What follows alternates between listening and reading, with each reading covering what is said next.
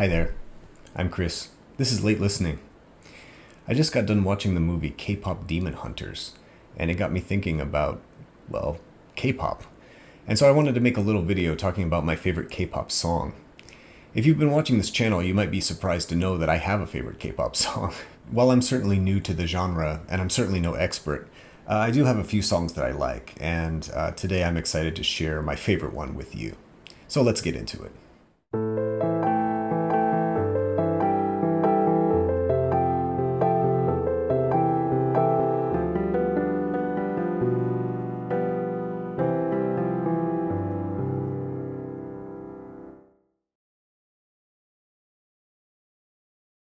Back in 2023, I happened to be at a dance competition here in Japan.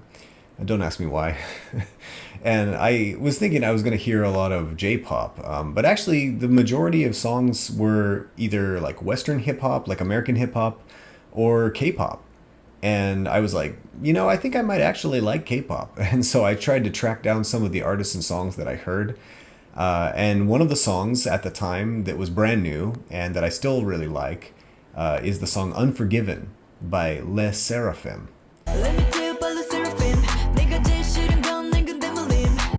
And that was the lead single off of Sserafim's album of the same name, Unforgiven, that was released on May 1st, 2023. Sserafim is actually an anagram for I'm fearless. I'm fearless. What you looking at? What you looking at? What you looking at? Interestingly enough, the album Unforgiven debuted at number 6 on the Billboard Top 200. And at the time, it held the record for, I'm not sure if it holds the record anymore, but at the time, it held the record for the fastest K-pop girl group to enter the top 10 of the Billboard Hot 200. I like this song because it sounds really unique. Even in terms of K-pop, I feel like this is a pretty unique song. It has a lot of interesting hooks and a really cool sample. It actually samples Ennio Morricone's theme song from The Good, the Bad, and the Ugly. And it also features Nile Rodgers on guitar. Nile Rodgers needs no introduction if you don't know who Nile Rodgers is. He's a member of the Songwriting Hall of Fame, and the man's a legend. And he's like 70 years old, but, that doesn't stop him from playing guitar with cool K-pop girls, so... This song is a little bit darker. It's actually in the key of E minor, and I think that's kind of what draws me to it. I don't really like happy major key songs. Jasmine and I always talk about how we always lean toward the darker side of music, and this song definitely has this kind of undertones of ominous energy going on. And if you watch the music video, it's also it has some really cool moments and some kind of darkness in there.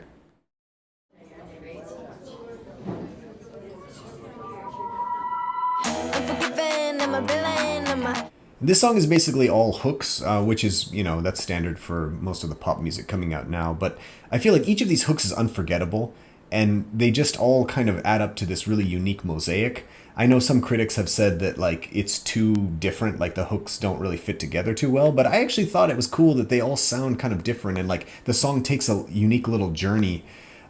It's repetitious, but at the same time, the second or the third time you hear it, it really, really grabs you almost more than the first time, so...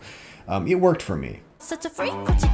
From the very catchy pre-chorus with the acoustic guitar coming in to the ridiculously catchy chorus. Oh my god, that chorus is one of my favorite choruses of any pop song ever.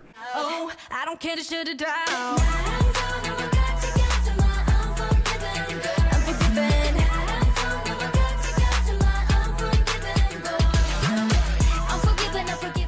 As much as I like the Morricone sample and the beats, and the girls rapping, I mean, they do a great job, but I felt like it kind of feels like pretty standard K-pop in the sense, except for that acoustic guitar gives it a little je ne sais quoi.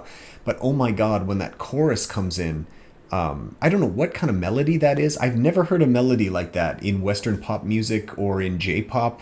I don't know if that's is that like a traditional Korean melody, or is that just something that they came up with? It's hella catchy.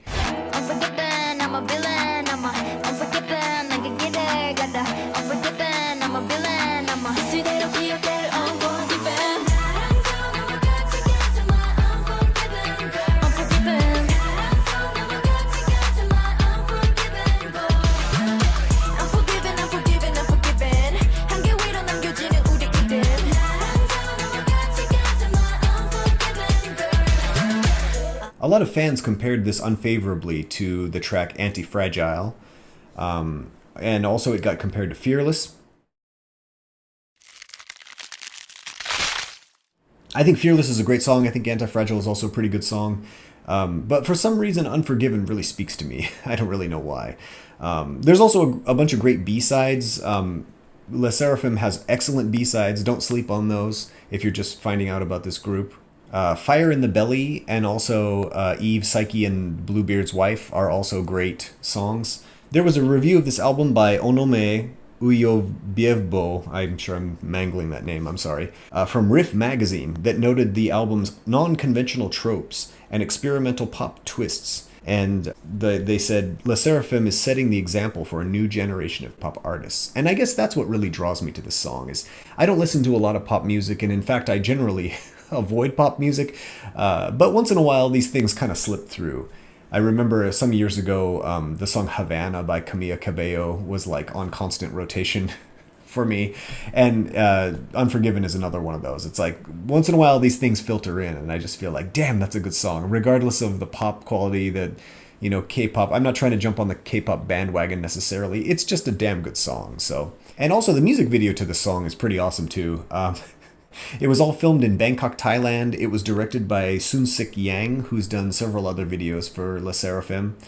And the video is just like, it's kind of like the song. It's like a mosaic of all these like unforgettable images.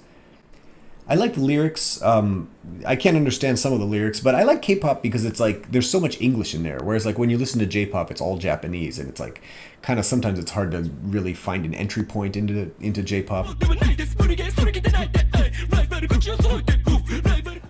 But yeah, like they're singing or rapping about like owning their unforgiven status, and they're trying to make a new start in a new era, rapping about how she used to lose every fight, but now she rides, targeting taboos. Yeah. And also the chorus, like the idea of taking all the unforgiven girls to a faraway land, trying to save them, is kind of an intriguing theme, as well as crossing the line with the unforgiven boys, which is, adds to kind of the edginess of the song. So, yeah, I'd like to recommend Le Sserafim's Unforgiven to anyone who has never really heard K-pop before, or if you are listening to K-pop because of K-pop Demon Hunters and you're looking for other, like, darker songs.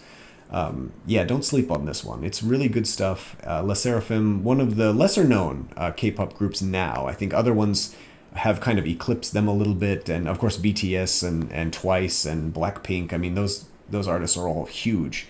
But I like the scrappiness and the kind of, like Le Sserafim has this quality of like, the underdog a little bit, and they're fighting for their place in the K-pop landscape.